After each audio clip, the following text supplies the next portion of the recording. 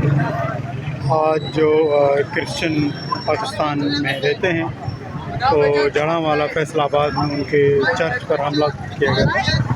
तो उस हमले के में जो है बहुत सारे चर्च 19 चर्च भी जला दिए गए और वहाँ उनकी जो बस्तियाँ थी उनको भी मिसमार कर दिया गया। और हमारे क्रिश्चियन भाई जो थे उन्होंने कब्रिस्तानों में, खेत खलिहानों में जाके पनाह ली, बल्कि कब्रिस्तान में भी उनको मारने लगे थे।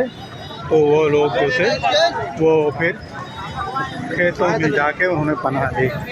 तो आज उस हवाले से एहतजाज भी हो रहा है और बहुत सारे लोग जो हैं अपने हक के लिए उसकी आवाज़ भी उठा रहे हैं। तो ये आप देख सकते हैं।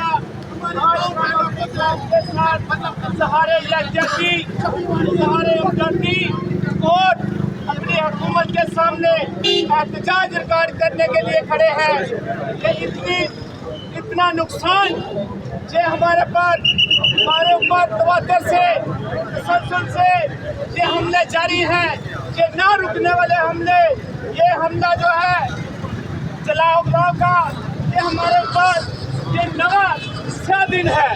नवा स्या दिन मतलब 8 साल हो चुके हैं, नवा ये साना जड़ांवाला में हुआ है। ये एक तारीख रकम करके चला गया है कि 21 चर्च, बताओ किसी मजहब का इल्जाम लगाकर हमारे ऊपर, ये तौहीन नहीं है क्या? 21 चर्चेस को जला दिया गया, हमारे लोगों को बेघर करके दरबदर कर दिया गया, हमारे लोगों ने खेतों में सोकर रातें गुजारी, झाड़ियों में छुपकर जाने बचाई।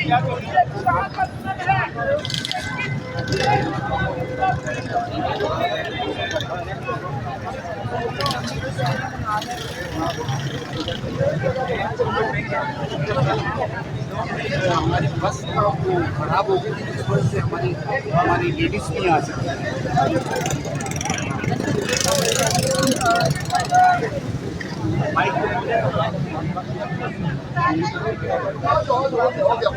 तो ये हमारे जो है पाकिस्तान फिशर फोरम के सईद बलोच साहब भी मौजूद हैं और मुश्ताक बाबू भी हैं। तो हुकूक की इस लड़ाई में हम सारे, हमारे सईद साहब भी मौजूद हैं।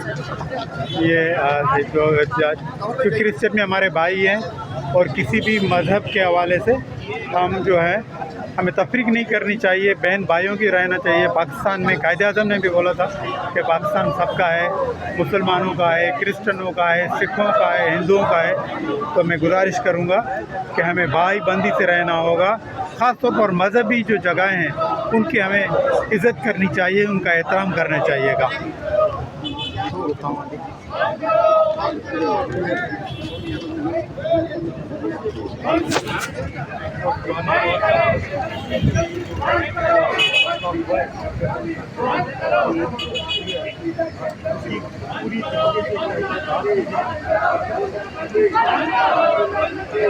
अभी आप बंद करो, मेरे साथ आ जाओ, अच्छा फोटो